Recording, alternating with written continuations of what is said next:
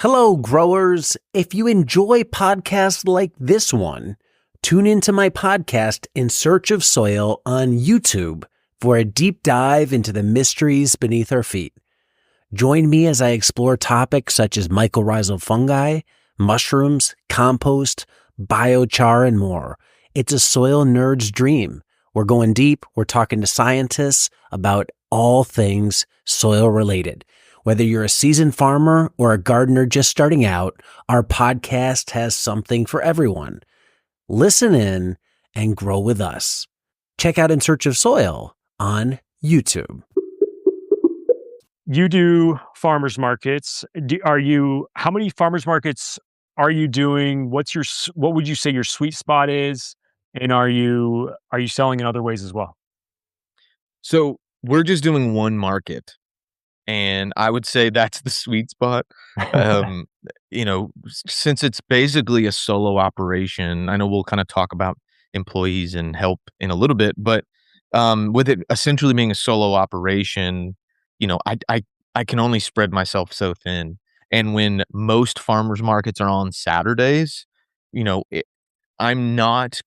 I'm in this weird in between point currently, where it's like we have the potential to grow significantly more than what this one farmers market can hold. Now, granted, we're still new here. Our sales are sort of steadily trekking up, and I'm hoping that as we're more established, we'll actually be able to generate more sales out of this particular market. But we have the potential to grow more than what this market can sell for us, but not quite enough to really like fully stock out two busy markets on a weekend. And so it's a weird it's kind of a weird uncomfortable in between trying to push more to restaurants, so on and so forth. But primarily I've always just been a one market farm. We did one market in 24, and then we did our bigger market that we're not planning on leaving in 25. And we've toyed with the idea of potentially adding a midweek market this year, just depending on how sales go. There's only one or two that might really be worthwhile, because that's the other thing. A lot of the midweek markets might be cool and it might be an opportunity, but if it's not going to really generate the sales, and it means it's another day away from my family, another day away from, being able to podcast and just not have to, harvest everything and drive it an hour and a half into Atlanta and then sit there for 4 hours. So a lot of those things are up in the air, but for the most part, we're doing, I would say 80% of our business is retail at this one farmer's market, and then 20% is going to our restaurant wholesale accounts. Okay.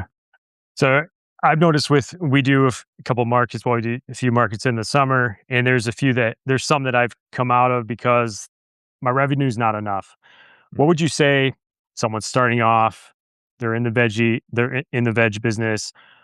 What would you say, look, I'm not going to do this market for under this amount of revenue. It wouldn't be worth it. It wouldn't be worth my time, my gas, and the amount of time it's taking me to get ready for this market. What would you say your baseline limit is? Like, nope, we're not going to do this market if it's not going to produce this level of revenue.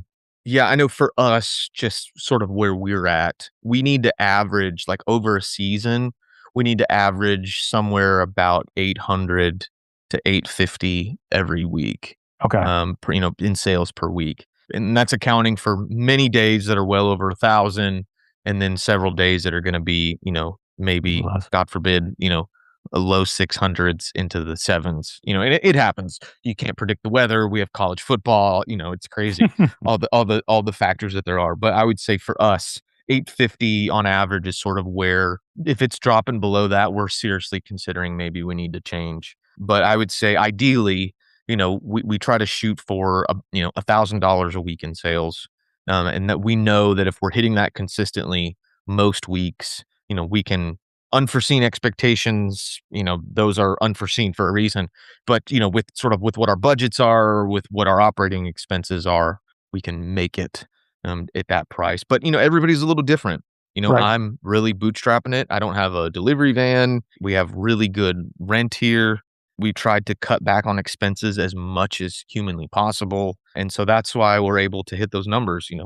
But then again, I have kids, I have a family. I'm not able to work 100 hours a week. Right. And so I know I've talked to other growers on here who maybe they're single or their kids are moved out of the house and they're retired, or they've got a really good job and this is just on the side. And like for them, like if they make $300-400 on a Saturday, like it's perfect. It's great. It's a little extra money in their pocket. It kind of covers the farm expenses and they're good. So everybody's a little different, but yeah, for us, it's kind of that 850 to 1,000 is really where we need to hit to actually stay in business. Hey there, want to spend less time pulling weeds? Check out Soil Shield by Modern Grower.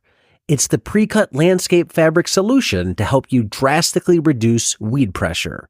Just roll it out, staple it down, and plant. Then let it do the work for you. Say goodbye to endless weeding and hello to more free time. Plus, it's high quality, durable, and will last for years, saving you time and money in the long run. It's available in a variety of row and hole spacings to accommodate all the crops that vegetable farmers grow. Learn more about Soil Shield landscape fabric at shop.moderngrower.co or using the link below.